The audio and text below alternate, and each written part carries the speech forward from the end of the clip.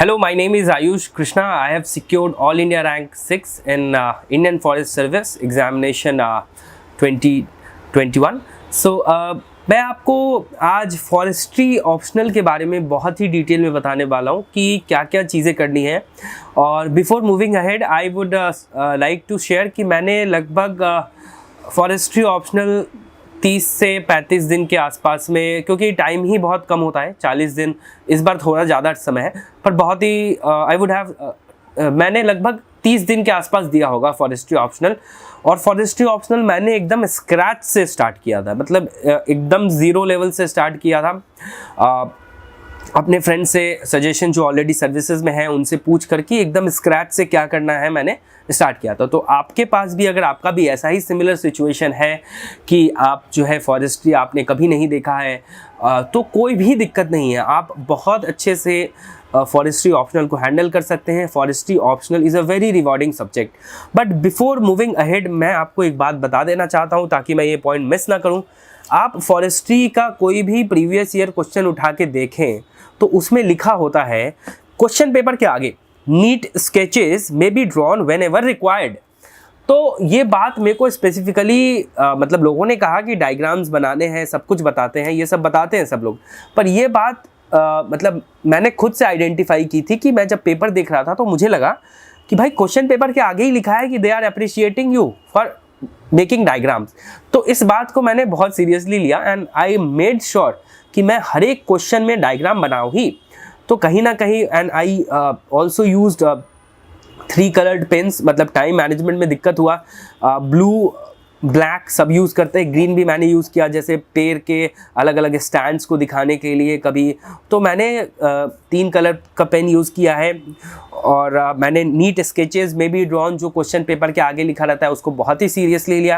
And I think content wise मेरे से बहुत अच्छे लोग लिखे होंगे, पर कुछ ऐसी चीज़ें हैं दैट माइट हैव रिवॉर्डेड मी। ठीक है, तो मैं आपको बताता हूँ पेपर 1 से विल स्टार्ट। पेपर 1 में फॉरेस्ट्री ऑप्शनल पेपर 1 में पहले मैं टॉपिक्स बताऊंगा, फिर प्रायोरिटीज बताऊंगा। Silviculture, mangroves and deserts, silviculture system, silviculture of trees, section paper 1 section A में ये बातें हैं। सबसे ज़्यादा इंपॉर्टेंट है आपका सिल्वीकल्चर। जो टॉपिक सिल्वीकल्चर है इसको आपको समझ लीजिए 25 से 30% ऑफ द टाइम जो प्रिपरेशन का होगा सिर्फ और सिर्फ इसी चैप्टर से होगा, क्योंकि यही चैप्टर जो है वो सारे चैप्टर्स का बेस बनाता है। इस चैप्टर में आपको पता चलेगा कि जंगल और फॉरेस्ट में क्या अंतर है, स्टैंड्स क्या होते हैं, मतलब जो finer details when you are studying a forestry optionals. तो ये जो entry to the forestry optionals है वो सिल्वीकल्चर वाला जो टॉपिक है वही प्रोवाइड करेगा। इसकी अंडरस्टैंडिंग आपको बहुत अच्छा से ज़रूरी होनी चाहिए। Now before moving ahead also मैं आपको बात बता देना चाहता हूँ कि कुछ लोग कहे कि कौन सी किताबें पढ़ें, तो एक जो सबसे फेमस किताब मेरे को मार्केट में भी लगती है वो मणिकंदन है। तो मणिकंदन मैंने भी लिया था, but I did not read. मैं कैटेगरिकली बता रहा हूँ कि मैंने उसके सिर्फ एक चैप्टर पढ़ा है और मैंने नहीं पढ़ा। क्यों नहीं पढ़ पाया? क्योंकि मैं I was in a panic mood कि भाई मैं क्या करूँगा, और वो चैप्टर बहुत ही बल्कि हो रहे थे और इसमें बस बम्बार्डमेंट ऑफ फैक्ट्स थे, मतलब कि भाई इंफॉर्मेशन आ रहा था और उस चीज़ को समझना। फॉर एग्जाम्पल पॉइंट सैम्पलिंग है या कुछ है, तो पॉइंट सैम्पलिंग के बारे में 2 पेज लिखा है, तो अब मैं उसको इमेजिन नहीं कर पा रहा हूँ एग्जैक्टली हो कैसे रहा है। तो मैंने फिर हॉर्नबिन क्लासेस लिया। तो हॉर्नबिन क्लासेस ने के जो वीडियोस थे और उनके नोट्स थे उसने काफ़ी हेल्प किया है मुझे। तो उनका जो समझाने का तरीका था, तो आप किसी भी प्लेटफॉर्म आप जो भी अच्छा लगे या तो आप उसको एक ले सकते हैं, क्योंकि पॉइंट है कि कुछ कुछ चीज़ें हैं आपको स्लाइड्स के थ्रू समझने, कोई बता दे तो ज़्यादा आसान हो जाता है rather than simply reading the book, तो वो थोड़ा टफ हो जाता है। तो आप एक ऑप्शन देख सकते हैं कोई भी कोचिंग करने का जो आपको अच्छा लगता है। ठीक है, नाउ दूसरी बात मैं आपको सिल्वीकल्चर में बता दूं, आपका 30% ऑफ द टाइम जो है वो सिल्वीकल्चर पे रहेगा। और सिल्वीकल्चर के लिए एक बुक भी आती है, वो मैं उसके PDF मार्केट में उसी एक कोई बहुत अच्छी बुक है उसको भी मैंने पढ़ा था।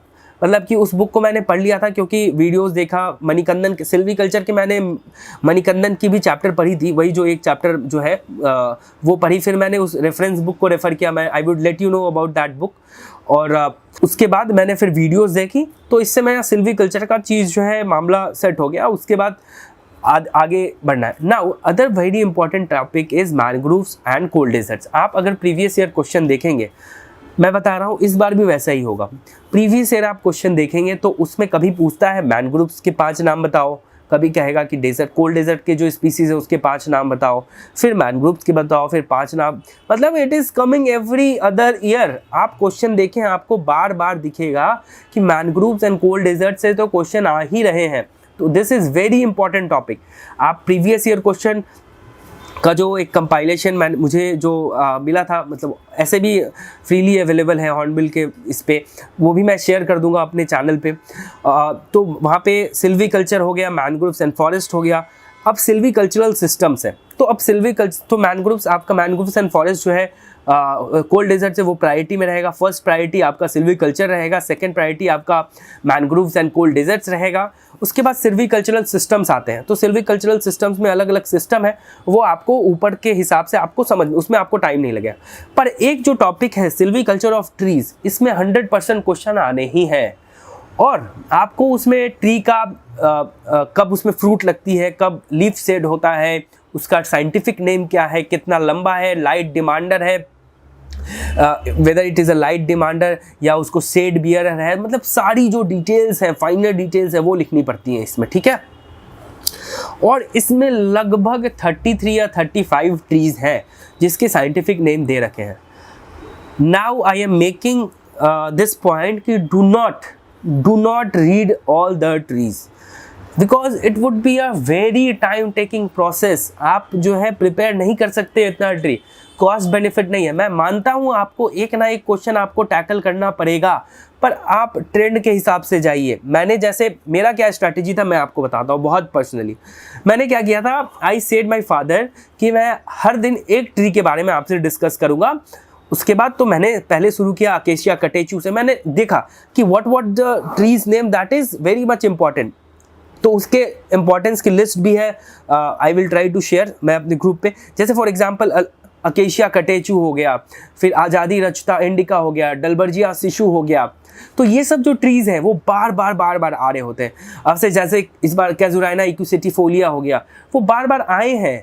तो आपको अल्बीजिया लेबेक है। तो मतलब मैं बस ये कह रहा हूँ कि आप अपने हिसाब से, आप सब लोग यू आर वेल क्वालिफाइड, आप अपने हिसाब से देख सकते हैं कि बार बार जो ट्रीज़ आ रही है, आप एक रूटीन बना लीजिए ना कि आप एक दिन में एक ट्री पढ़ेंगे। और ये प्रोसेस मैं आपको कह रहा हूँ कि अगर आप मेरी वीडियो अभी देख रहे हैं तो आज से शुरू कीजिए। आप हर दिन एक ट्री को पकड़िए, कम से कम आप 15 ट्री भी कर लेना तो उससे क्वेश्चन फंस जाएंगे। 4 ट्रीज़ या 3 ट्रीज़ के बारे में आएगा लिखने, आप 2 भी लिख देंगे तो बहुत है। और उसके बाद बाकी जो है एक लिस्ट होता है जिसमें सिमिलर टाइप के होते हैं। फॉर एग्जांपल अगर आपने नॉर्थ वाले पढ़ लिए, उत्तराखंड के ट्री पढ़ लिए, तो बगल वाले में जो है वैसे ही ट्रीज के प्रॉपर्टीज होंगे। तो आपको थोड़ा स्मार्टली इसको करना है, आपको ऐसा नहीं कि हार्ड को रटना है। तो आप समझ लें कि आपको ट्रीज जो है आप इसको थोड़ा छोटे छोटे अमाउंट में टैकल कीजिए अपने फैमिली के साथ शेयर करके। कि मेरा तो यही था कि whenever I use to call, जैसे मैं अभी दिल्ली में रहता हूँ तो मैं जब भी कॉल करता था पेरेंट्स से, तो I use to tell them 10 scientific names. और मैं बार बार ये बात बोल रहा हूँ कि आपका क्वेश्चन जो है साइंटिफिक नेम्स आप जितना ज़्यादा यूज़ कर सकते हैं वो उतना कीजिए, even if it is not written, क्योंकि ये फॉरेस्ट्री ऑप्शनल का पेपर है। If you are able to do that it's well and good enough, इसमें कोई भी दिक्कत नहीं है। और साइंटिफिक नेम में ये बात इतनी ज़्यादा इंपॉर्टेंट है, अगर आप साइंटिफिक नेम लिख रहे हैं तो उसका नोमेनक्लेचर आपको सही से करना है। फॉर एग्जांपल पहला लेटर कैपिटल होता है, दूसरा स्मॉल होता है, दूसरा, और दोनों को अंडरलाइन करना होता है। इसको अंडरलाइन करना बहुत ही ज़्यादा इंपॉर्टेंट पॉइंट है। आपको साइंटिफिक नेम अंडरलाइन करना ही है। अगर आप अंडरलाइन नहीं कर रहे हैं तो समझ रहे हैं कि आपको उस चीज़ की जानकारी नहीं है। तो ये सब आपको नहीं करना है। नाउ आपको सिल्वीकल्चर ऑफ ट्रीज को हैंडल कैसे करना है मैंने आपको बता दिया, और कुछ इंपॉर्टेंट। तो ये सेक्शन ए का मोटा मोटी सारी चीज़ कवर हो जाती है। पेपर 1 में सेक्शन बी आता है। अब सेक्शन बी में इंडियन ट्राइब्स हैं, joint forest management, agro forestry, forest soil conservation, water said management, ये सब चीज़ें। अब मैं आपको प्रायोरिटीज एरिया बता रहा हूँ कैसे आपको प्रायोरिटाइज करना है। फॉर एग्जाम्पल आप में एग्रो फॉरेस्ट्री और सोशल फॉरेस्ट्री से हर बार क्वेश्चन आएंगे, ज्वाइंट फॉरेस्ट मैनेजमेंट से हर बार क्वेश्चन आएंगे, ट्री बिल्डिंग, ट्री मतलब, तो आप इनको पहले joint forest management, social forestry, और आपको पता है ऐसे भी चॉइसेस होते हैं क्वेश्चन के, ठीक है। अब देखेंगे पॉल्यूशन एनवायरनमेंट, तो आपके जीएस के जो नॉलेज है मोस्टली उससे ही हो जाता है बहुत ज़्यादा आपको। पर इंडियन ट्राइब्स में आप ज़्यादा टाइम मत दें क्योंकि बहुत ही कम सवाल आते हैं। आप एक ऊपर देख लें, मतलब इट्स अबाउट कि आपके पास कितना टाइम बचा है, ठीक है। सॉइल कंजर्वेशन, हाँ इसमें इंपॉर्टेंट है कि सेक्शन बी में आपका सॉइल कंजर्वेशन एंड एफोरेस्टेशन जो टेक्निक्स ऑफ डिफिकल्ट सॉइल है, ये बहुत ही ज़्यादा इंपॉर्टेंट टॉपिक्स है।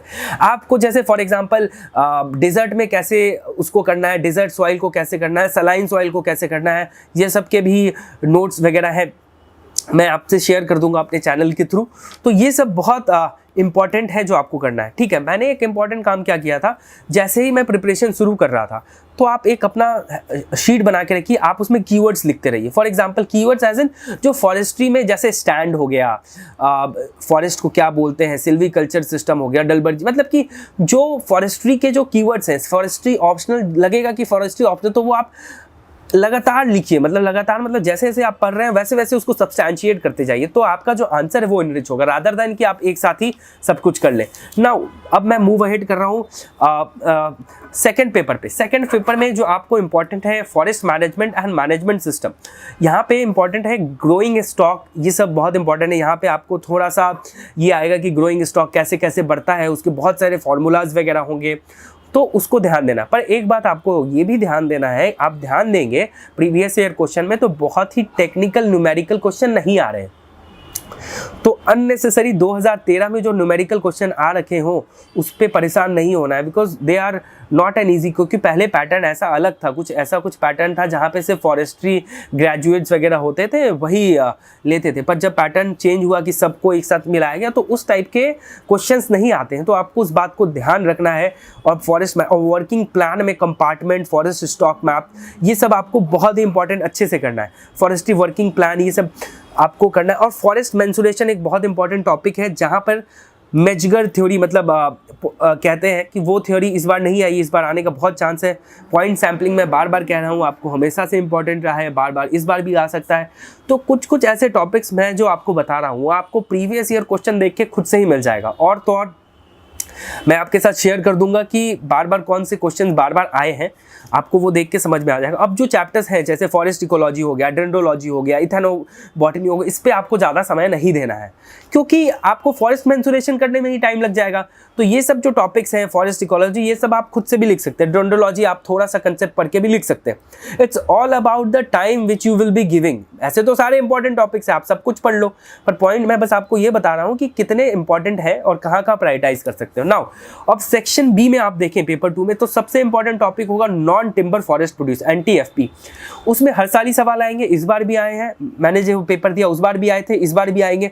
और उसमें भी आपको दिखेगा, फॉर एग्जांपल मैंने बना के रखा है नोट्स कि गम वाले कौन से हैं, रेजिन कौन से प्रोवाइड कर रहे हैं, फ्रूट्स कौन से, मतलब तो आपको ये टॉपिक बहुत अच्छे से करना है। अब एक टॉपिक है फॉरेस्ट लेजिस्लेशन, यार इससे क्वेश्चन भी हमेशा आते हैं, बट आई वुड सजेस्ट कि आप इस पर टाइम बहुत ज़्यादा ना दें, क्योंकि इस पे टाइम देने से होगा क्या कि आपको फिर पता नहीं चलेगा कि कितना टाइम देना चाहिए। और कोई भी लेजिस्लेशन पूछ सकते हैं, तो आपको इच्छा है तो वाइल्ड लाइफ प्रोटेक्शन एक्ट आप अच्छे से कर ले, एनवायरनमेंट प्रोटेक्शन एक्ट, जो भी मतलब एक जो PYQ में जो बार बार आ रखे हैं सिर्फ उसको ही कीजिए। और बाद बाकी आपको हॉलिस्टिकली इस चैप्टर को नहीं करना है क्योंकि टाइम बहुत ले लेगा, बस मेरा यही कंसर्न है। वाइल्ड लाइफ बायोलॉजी में आपको देख सकते हैं, फिर फॉरेस्ट यूटिलाइजेशन, फॉरेस्ट प्रोटेक्शन में फॉरेस्ट फायर, ये सब जो है वो बार बार आता है।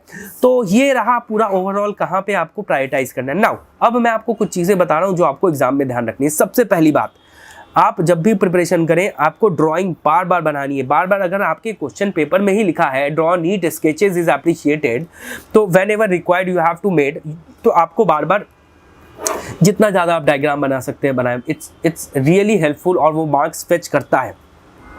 आप कलर्ड पेन यूज़ कर सकते हैं, मतलब मैंने ग्रीन, ब्लैक, ब्लू तीनों यूज़ किया था, तो आप ब्लैक और ब्लू तो यूज़ करें ही क्योंकि उससे कॉन्ट्रास्ट पता चलता है, अच्छा रहता है। अंडरलाइन करें, ये सब जो नॉर्मल UPSC की जो CSE में काम आता है वो सब आएगा। नाउ मैंने क्या किया है, मैंने अपने कुछ डेफिनेशन से जो बार बार आते हैं, तो मैंने डेफिनेशंस का एक लिस्ट बनाया था, मैंने खुद से नोट्स बनाया है। डेफिनेशन के लिस्ट है, PYQ में जो बार बार चीज़ हो रहे हैं उसके लिस्ट है, डायग्राम्स के लिस्ट है। ये सब जो मोटा मोटी था फिजिक्स फॉरेस्ट्री ऑप्शनल के लिए, सो मेरे हिसाब से ये ठीक है। और इंग्लिश के लिए SP बख्शी की एक किताब आती है, आप उसको देख सकते हैं। बस PYQ पे आप हिंज करेंगे, that would be more than sufficient. 4 से 5 दिन आप इंग्लिश को दे सकते हैं, मतलब 3 से 4 दिन, क्योंकि इंग्लिश के भी मार्क्स जुड़ते हैं। और जहाँ तक जनरल नॉलेज का है, तो मुझे नहीं लगता बहुत स्पेसिफिकली आपका जो CSE का नॉलेज है that will help you out. बस साइंस में थोड़ा स्पेसिफिक हो जाता है, तो आपको थोड़ा बायोलॉजी वाले, बायोटेक वाले पार्ट को आप थोड़ा सा अच्छे से पढ़ के जाइएगा तो हो जाएगा। सो यही मोटा मोटा स्ट्रैटेजी है जो मैं आपके साथ शेयर करना चाहता हूँ। तो थैंक यू फॉर लिसनिंग, और I would like to thank DKT for giving me this platform where I could share strategy with the fellow aspirants. Thank you very much.